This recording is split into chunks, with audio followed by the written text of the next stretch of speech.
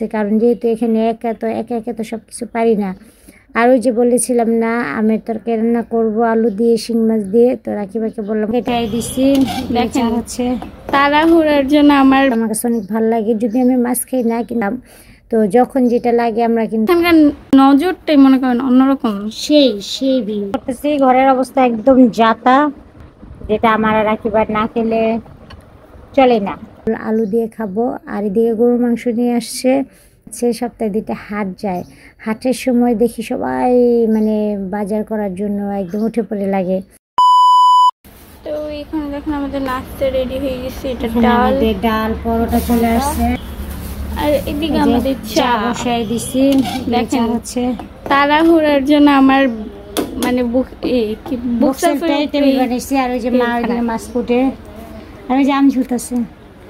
এখানকার নজরটাই মনে করেন অন্যরকম। সেই ভিউ এখান থেকে আম কাইটা খাই আমরা, অনেক মজা নামবো অনেক। হ্যাঁ, কাঁচা খেয়ে ভিডিও আপলোড দিবে আপনাদের সঙ্গে। আমি খাইতে পারি নাই বুঝছেন, সব পাপ্পা খাই আসছে, আমি খালি দিয়া পিপোর কাছে বসছি, দেখি সব শেষ।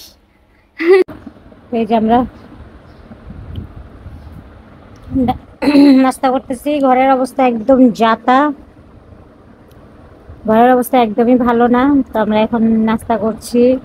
এদিকে হোটেল থেকে পরোটা নিয়ে আসা হয়েছে, ডাল ভাজি, আর এই যে চা, যেটা আমার আর রাকিবার না খেলে চলে না।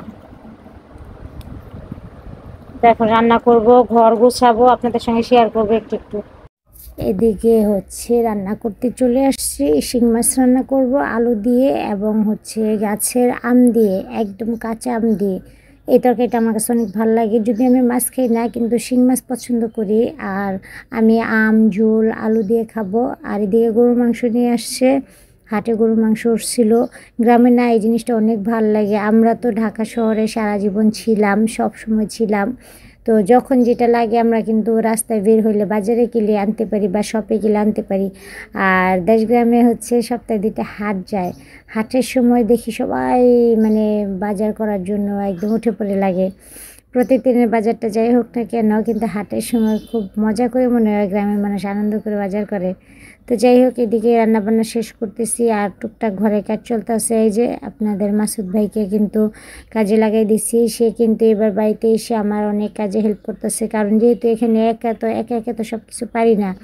আর ওই যে বলেছিলাম না আমের তরকারি রান্না করবো আলু দিয়ে শিং মাছ দিয়ে, তো রাকিবাকে বললাম গাছে থেকে একটা আম নিয়ে আসো, রাকিবা গাছে থেকে একটা আম ছিঁড়ে নিয়ে গেল।